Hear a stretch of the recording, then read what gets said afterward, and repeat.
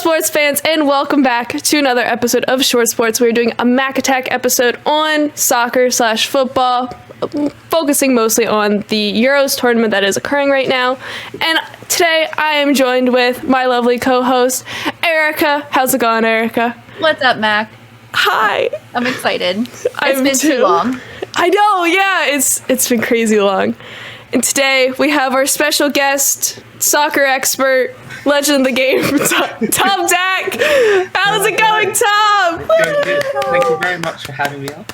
I'm so excited To provide my so-called expertise on the sport of football. Yay, football. Football. So, to kick it off, Tom, what is your football experience? Tell me about it. Yeah, I've followed football my entire life, I guess. I'd say football, that's all I know. I support Chelsea Football Club. That's my club, and obviously England, my country. Yeah, that's that. It's hard to explain my background with football because it's just, it's always been there. It's always been something I followed. It's part of what I do. I will say that I am a Crystal Palace fan. I do, when I can, when times align correctly. That is my team, is Crystal Palace. A lot of London-based clubs as well. Yeah, I think there's 6 next Premier League season or something, I think is what I heard. Yeah, I don't know. There's about 6. That's a lot. Alleged is quite big, though, from what I've heard. Allegedly, I don't know. Allegedly. No one's ever been, so they wouldn't know. Is London even real? I don't know. I've never been. Erica, what is your experience with football? So when I was young, that was the first sport that I actually played.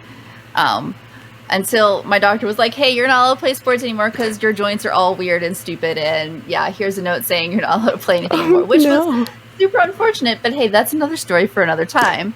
I have 2 younger brothers who both played. My brother, who's 1 step younger than me, he played all the way through high school and all that stuff. He was very good too, like really, really good. He played goalie. He was fantastic. And then my youngest brother stopped playing after my other brother graduated in high school. So, but we traveled a lot for a lot of tournaments, a lot of games. And I mean, I will never forget when they were in kind of like their playoffs thing. When I want to say I was probably like 7 or 8 months pregnant, sitting on very hard bleachers in the rain with my mother, watching this game against. And my brother's school was very tiny, and they were up against this huge school that I actually went to when I was little. And it went to, I want to say, double overtime. No one expected us to do that well in that game. And my brother, who was playing goalie that game, it was a 1-0 game. It was It was rough, but even like there was a bunch of newspaper articles the next day. They were all like, "And the goaltender for the small team was awesome." Like even though the other team won, it was great. It was really cool. So, but I will never forget that because, man, being that pregnant, sitting on those bleachers in the rain, no fun. I would pass, not do that again. Yeah, it was rough, but it was a lot of fun. I enjoyed watching my brothers play a lot when I was younger, so it was good times. Yeah, I guess my soccer experience, I played when I was younger. Well, I played when I was like 6 and 7, and then I took a few years off, and then I played when I was 13. Played 1 year, and one and done. I've never scored a single goal, which is, oh well, maybe one day, we'll see. And then a couple years ago, I watched the World Cup, and then last season with Premier League, I started watching, and watching the Euros this year, woohoo! Nice. So that's where I'm at right now. But yeah, so bouncing off of the Euros that are happening. For anybody that doesn't know, Tom, what are the Euros? So the Euros are I guess it's a continental competition between 36 teams now. It used to be 32. 36 nations playing to be the best team in Europe, best country in Europe, I should say. Oh, fun times. Fun times. Well, only the best times here. So how, for the Euros, you say 36 nations, how are they determine who plays? Because there's more than 36 countries in Europe, last I checked. There's a qualifying phase of about 2 years before the tournament where pretty much all the countries in Europe play in like a small group stage, and then like the top 2 from each group qualify for the Euros. And then there's other ways you can qualify if you're a player for the stuff. But yeah, there is a qualifying way. So you do get the occasional games like, typically England play like a very small country called San Marino, and they get battered like 12-0. And then, but sometimes they score a goal, and they score 1 goal, and everyone goes crazy. They still lose. How fun! Yeah, That's it's fun. really cool. We love 12-0 games. So who right now, outside of France, because France won the World Cup, who are the contenders for the Euros? Unless it's France, I'm just assuming that France is also a contender for the Euro Championship, but who are some contenders to win the Big Boy Cup? Coming into the Euros, France probably would have been like the runaway favourites to win it. Mm-hmm. They don't look as good as everyone thinks they should have, but they did play better teams than most. They played Portugal and Germany already, which is like quite a good team to play early on in the tournament. Mm-hmm. The other team right now that look pretty strong are Italy, but they haven't played big teams, but they haven't conceded a goal, and they just walked past everyone they played it so far. So like, it's probably still France to be the favourites, but Italy are probably in with a decent shout of giving them a go. I would love to say England, but like, It's coming home, Tom. It's coming home. If only. So you mentioned England, and you're going. I am going to the game on Tuesday. Nice. I'm fortunate enough to get some tickets. My How first excited. trip to Wembley, which hopefully ends well. Oh, it's coming home. How excited are you? I can't wait. Like, there was like points on the other day where the group stage, the Germany group standing up, we're going to see who we were going to play, and like regardless, it would have been exciting to go. And there was one point where it was France, then it was Portugal, and then it was Hungary, and I was like, okay, it'd be interesting to see England play Hungary, but I want to see England play like a big nation. No disrespect to Hungary, but. So when it came up like England Germany, I was like, what a game to go to! Like my first England game, or my first international like competitive England game. I've been to a friendly. I was like, yeah, England Germany, wow. That's so awesome. And you were telling me you're allowed to wear a costume. Have you figured out? The rules that you can wear a costume. Do you have a costume that you're going to be wearing? I don't have a costume that I'm going to be wearing. I'm trying to get hold of a hat, but Amazon is not helping me out at this one. My quest to get on the TV continues. One day. Find a way. Hopefully a legal way. You won't see me on the pitch. I can guarantee that much. What? No, you gotta just run across. Why not? You're there. Just do why it. Not? Why not? Why not? What can go wrong? Nothing. You're TomDac. Not at all. Fortnite superstar. You don't miss. It's Tom time.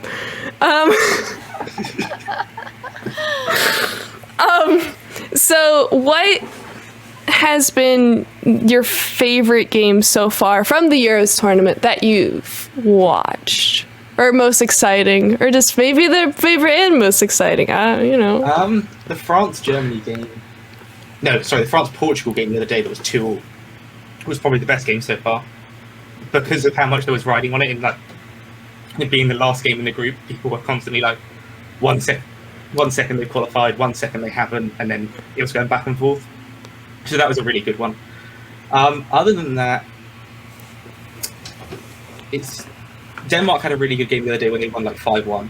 And that was really good too, because it was like they needed to get a certain goal difference to qualify. And then as every goal went in, it was like, oh, they're actually going to do it. And then they scored out the fifth one. And it was like, okay, they've done it. Especially for Denmark, because of what happened earlier in the tournament. With one of their players having cardiac arrest on the pitch. It was like, okay, people want Denmark to win. Like, not just Denmark are behind Denmark, everyone else is behind Denmark too. Which kind of makes you feel bad for the teams they're playing against. Like, they play Wales in 40 minutes. And it's like, no one wants Wales to win. Everyone just wants to see Denmark keep winning.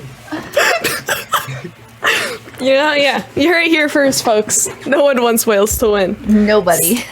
So I have my wall chart here, and I have a question about this. What does the knockout round mean? Like, I understand the phrase knockout round or knockout phase, but like, what? Like, there's 1, 4, 4. Like, I don't know. I don't understand. I don't know. I'm overthinking it. Please explain the knockout phase to me. There's 16 Oh, teams yeah. left in the tournament. Mm-hmm. They're all paired up in games. Whoever wins the game goes through, the other team goes out. So then you'll be left with 8. Oh yeah, I definitely overthought that. Yeah. So how? So okay, I also have a question about the stage round. Okay, so you got your teams, you got the points or whatever from winning or drawing or losing. Well, I guess you don't get any points. Anyway, some teams or some countries in the stage round, they're tied for points. How do they determine who goes on to the knockout phase and who gets bumped out if they're tied? Yeah, if they're tied for points in the group stage, I believe it comes down to goal difference. So, like, if you score 3 and concede 2 overall, you'd have +1, so on. Whoever has more goal difference finishes higher in the group. I believe in the case of Portugal's group, because they tied with Germany, because Germany beat them, they then go above. So it's like it goes goal difference, then head-to-head. Then it probably goes something like goals scored, goals conceded, and like lesser stats. But it'd be very rare it would come down to that. But yeah, Boy. that would be the case. So then,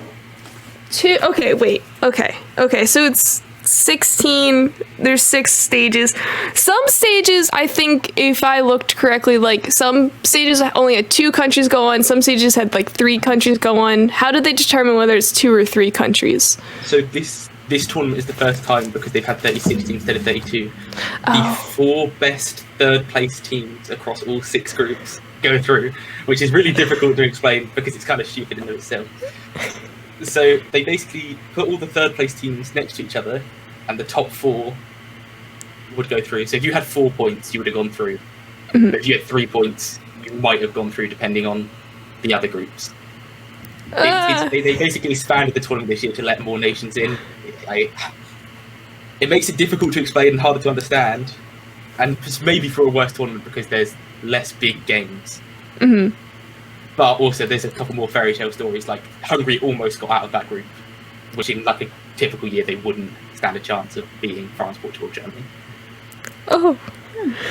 And then how are each nations picked for what group? Like, is there any rhyme or reason, or is it just randomized?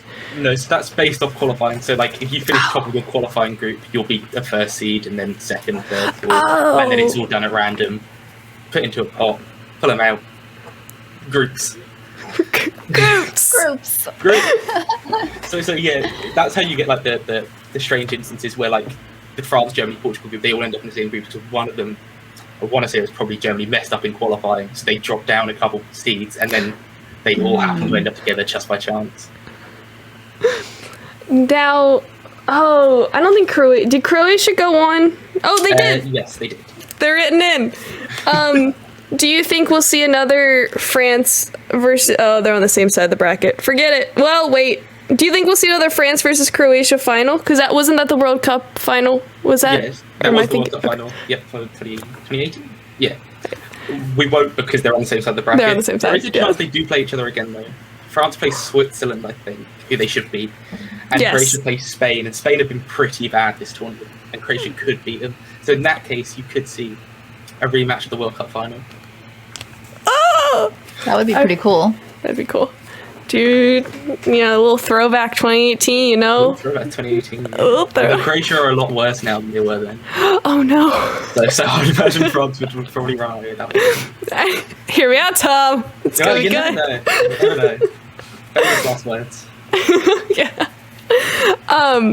Oh, I had a question, but I've already forgotten it. Okay, I'm just going to keep going down my list then. Erica, do you have a question? I don't know, you gasped. So, no, I was just gasping at you. I was just remembering, like I said, it's been a while since I've watched any soccer or anything. And I can't even remember the year, and that's how long it's been. But the last time I remember watching a big soccer tournament was when that guy headbutted the other guy. Oh, Zidane headbutt. Yes, that one. And that's the last time I remember watching. And me and Makenna were kind of talking before we started recording that it's all a matter of timing for me, which is awful because most of these games are on while I'm at work, and yeah, it's kind of hard to watch them while I'm at work. So it makes me sad because I really do enjoy watching these games, and like I was kind of looking through some of the names. I'm like, well, I remember Ronaldo. That's a name I know, but then, like, I don't know any of these names anymore. It makes me a little sad. What are your thoughts on Ronaldo? Speaking of. My thoughts. Yes. Yeah, he's pretty good, isn't he? He's alright. A little bit. He's you know. I think he's top goal scorer at the moment. I might be wrong about that one. I think you're right. I think I saw that he was, yeah. Which is bizarre because he's like, he gets better with age, which is ridiculous. Like, the way Ronaldo's changed the way he plays from being a quick winger to, he's now like more of a striker. He does less of the running. It's ridiculous. Like, it's insane how someone can be that good for that long as well. And It this really will is.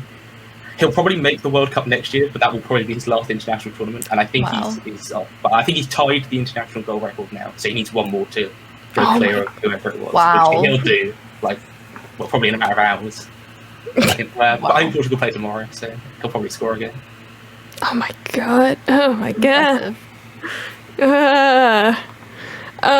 So okay, I've remembered my other question. So it's the Euros 2020. Yes. Was it supposed to play last year? Yes. The Euros is every 4 years. Oh, that's right. Yeah. So it should have been last year. And but it's obviously this year for obvious reasons. Mm-hmm. But they still call it Euro 2020, which is odd. I did notice that. I was like, why does it 2020? I'm like, okay, maybe it's just because like some of the stuff started last year, or okay, well that makes more sense that it's just a year back. Yeah, I think they just didn't bother changing names just so That's fair. It'll be Euro 2024, and then there's 20 little lines up on it. Gotcha. Yeah, I had written it down for my handy dandy. Hold on. Table.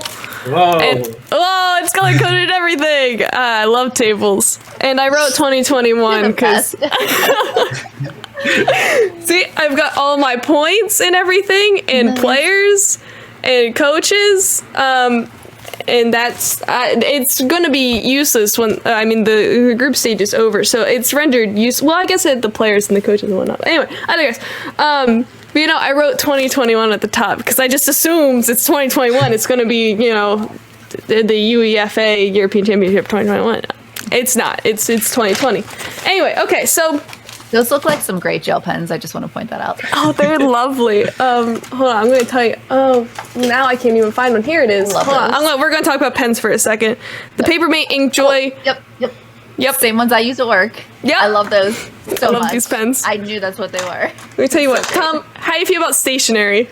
I love stationery. I have a pen here. What do I have? I have a Crayola felt tip. Just happens to be on my desk. There you go. That's the best I can offer. I have don't think I have any other my pens. desk. That's sad. Here at Short Sports, we love stationery of all kind and Absolutely, sports. we do. Stationary, sports, short sports. We got the quadruple alliteration, the quad-alit, alliteration. if you will. I love it. We love alliterations here too. Okay, soccer, sports. That's right. Okay. Oh wow, I can't read my rating for this question. I don't even understand what this means. How they deal with the points. What does that mean? I just wrote this like an hour ago. Okay, we're just going to... I think that questions are yes anyway. Okay, so Tom, what drew you to the sport of soccer? Or football? Say that again, sorry. Sorry. Right. What drew you to the sport? What brought you in? I don't know. Again, it's something that's been there like my entire life. So like it's a family thing. My dad supports a football team. My granddad supports a football team. I played football. It's just something that I've always done. I guess what's kept me around is the excitement of it, right? Like I'm fortunate enough that the team I support wins things, so I've had that a lot, which is nice. But like even from the other point of view, like when I used to play, we didn't win things. I still play, and we still don't win things. But like I don't know. There's just something fun about it. It's exciting. It's unpredictable. And it's constant. There's always football on. There is always some sort of football to watch somewhere around the world. Yeah, that's the crazy thing to me. That's like, oh yeah, there's some sport of soccer, football being played any day, any given day of the week, all year round, which blows my mind. So yeah, it's always football day. We always used to joke with my brothers that we got 2 weeks off every year from soccer, and that was it. There was like 2 weeks he didn't play out of the year, and that was like that, and then it was starting right back up again.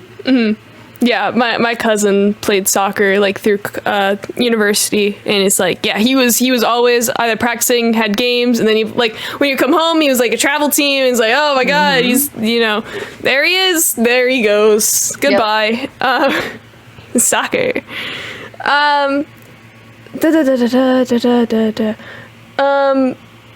lost my train of thought. You're good. Soccer. So, Euros. So, talking about the Euros. So, when do they end? I can't, like, when's the, yeah. The exact date for the final is somewhere in June or July. I think it's the 25th or the 18th. It's a Sunday. And then the Premier League starts back at the start of August. So there is literally, like, no gap between football. Which is wonderful, but also for the players that have been playing football, probably not so wonderful. What are you looking forward to most for the next Premier League season? Having fans back. That's the one thing, you know, that this season's been, it's been good to have football back, because obviously we had that break last year where there was no football. So it's like, okay, we got it back, but like seeing fans slowly come back into the games over the Euros, and like Wembley's going up to 50% capacity on Tuesday and should be at like 75 for the final, which will be like amazing to see because I haven't had fans back. But yeah, it'd be nice to have full stadiums again. See those celebrations. Oh yes, yeah.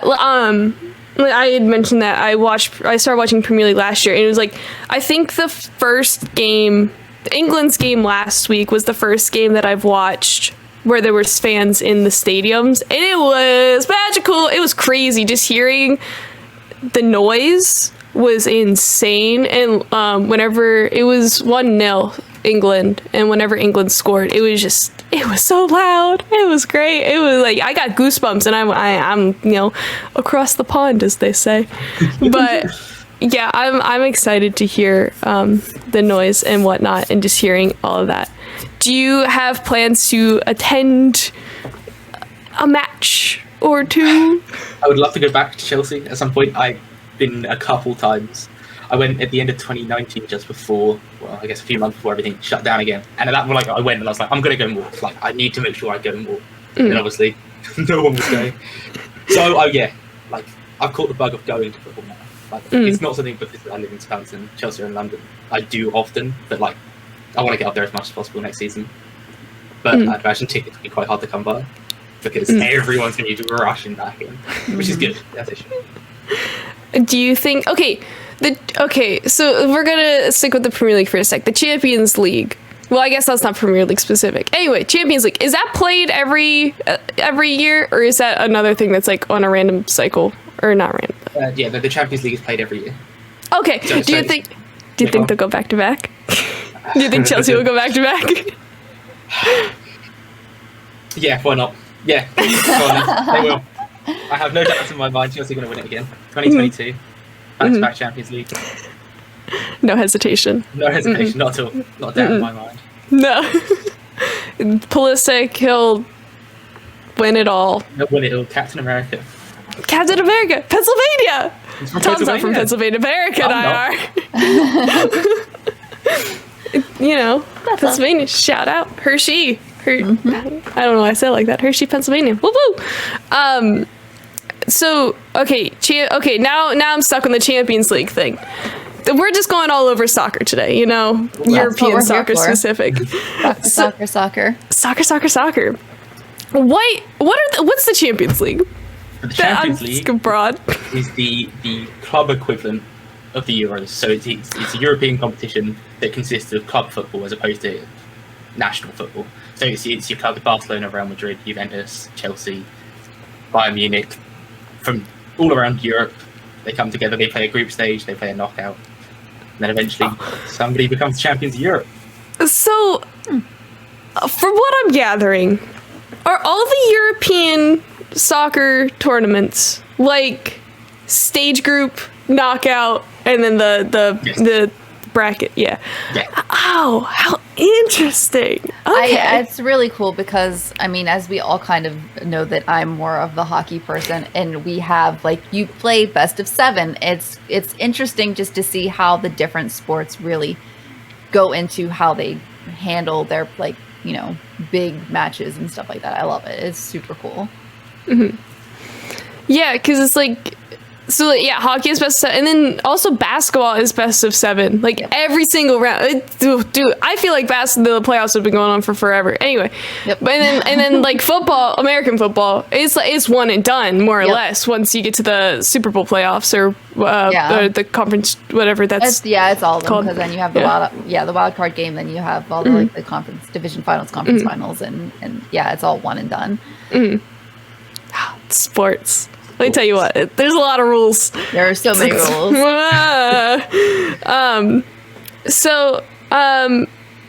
Erica, did you have any soccer-y football questions? I think you really nailed all of them. You really did great. I am excited to try to get back into soccer a bit more than I have been over the past couple of years. Like I said, it's been, especially, it's odd to think that with everything that's happened over the past year and a half, like I said, you know, I went to the last hockey game that we had before everything shut down, and that was just weird feeling. And I kind of honestly last year fell out of sports a little bit, and it was, you know, it was weird. Even hockey, like after the Penguins got knocked out last year, not this year, I didn't watch any more of the playoffs, and that was just odd to me. And same with, like, you know, American football. I really didn't watch a ton last year. And now seeing the fans come back into the stadiums and stuff like that, it's made a huge difference. Like I know when we were having hockey here, I wasn't quite ready to go back to a game, but you know, it's getting there, which is fantastic. And just seeing the difference that the fans make in the crowd with all of the sports has made it's awesome just to see the actual difference that it makes. Like you were saying, watching the game the other day with the fans in the England game, like it was electric when someone scored a goal.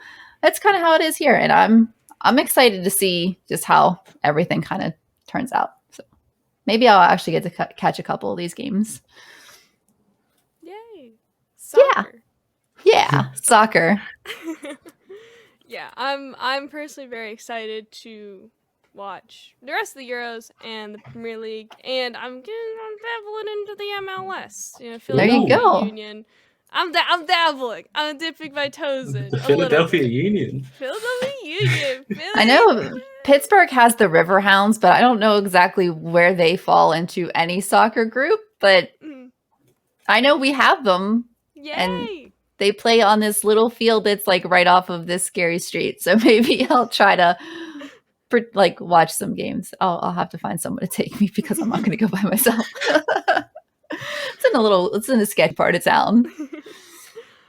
Tom, what are you most looking forward to? Premier League, with the Euros, with anything in the realm of soccer? I know it's a big question. Yeah. I'm just ready for it. Like, I know this sounds like I want to get the Euros out of the way. I'm ready to see how the Euros plays out. England are going to win it, so, you know, that's fine. It's coming home. And then it's always exciting to get a restart of the Premier League season. You know, the last few years, we haven't seen anyone, whoever's won it's kind of run away with it towards the back end of the season. So it's always nice. Everyone starts again on 0. And we see if we can get an actual title race out of this one. Hopefully with Chelsea up there, but you never know. Man City are looking as good as ever. And then who knows, someone could pull a Leicester. Leicester. Erica, Leicester I've got City. a sports statistic for you. I love statistics. I do too. I got a whole book about them. Okay, whenever we hang out, you have to bring that book and we're going to read it. Oh, 100%. In the park.